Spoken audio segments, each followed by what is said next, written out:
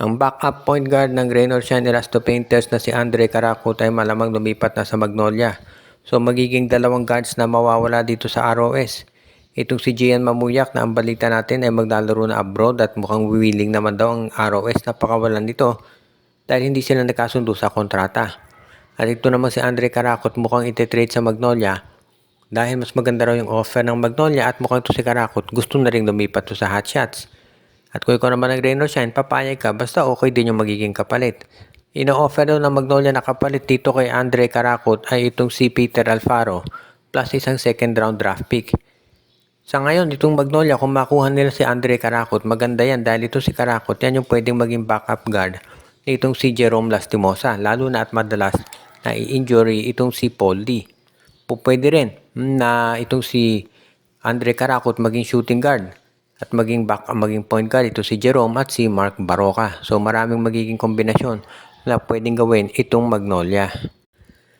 Sa ngayon, itong si Caracut, kung titignan natin yung laro nito, medyo streak shooter to, no? At yan ay pwede talaga dito sa Magnolia at magiging maganda yan para dito sa hot shots talaga. Wala naman tayong nakikita na magiging issue rito pagdating sa playing time. Dahil sanay naman si Caracut yung pabugso-bugso yung kanyang minuto dahil siyempre sa Rain or Shine, sabi nga nila equal opportunity system dyan eh. Kaya sa tingin ko pwede talaga dito sa Rain or Shine at sa Magnolia itong si Caracut.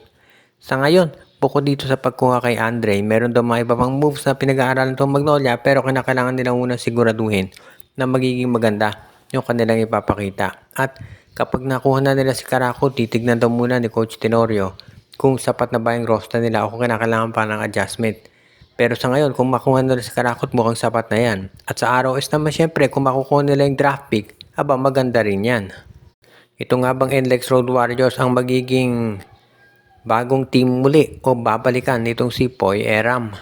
Merong umiikot na balita ngayon na baka daw magkaroon ng 3-team trade sa MVP group kasama ang Blackwater Bossing, kung saan si Christian David mapupunta sa TNT, si Poy Eram naman dadalhin sa NLEX Road Warriors. At itong Blackwater Bossing may makukuha mula dito sa NLEX. Di pa natin tiyak kung sino, baka second round draft pick. Mukhang itong TNT raw ay gusto nang i-trade si Eram dahil kahit mahusay itong player, kadalasan ay nasa sick bay, no? Hindi naman nagagamit. Kaya nga mukhang ito talaga yung mangyayari ngayon. Mukhang kinakailangan daw nilang nakumuha ng mga bagong players. At sa tingin ko, yan talaga yung makikita natin dito sa lineup ngayon nitong Magnolia Hotshot or rather nitong lineup nitong NLEX na babalik dyan si Eram. Sa bagay, ito si Poy Eram naman, kung naalala ninyo nung naglalaro yun sa Blackwater at sa NLEX, maganda talaga performance niya, no?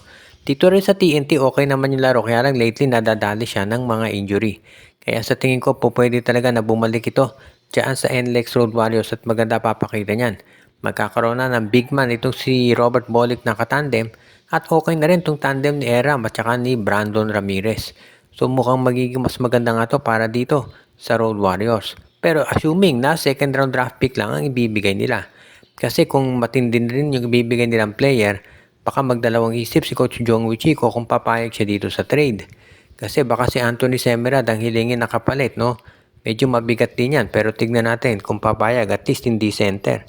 Kaya ngayon, itong NLEX Road Warriors nagre-ready na doon sa posibilidad dahil syempre anytime na bumaba ang performance ng TNT, magkakatrade yan. Usually sa iba pang mga teams at baka nga masama itong NLEX Road Warriors at malay natin baka pati itong Meralco Bolts ay madali rin dito sa usapan ngayon.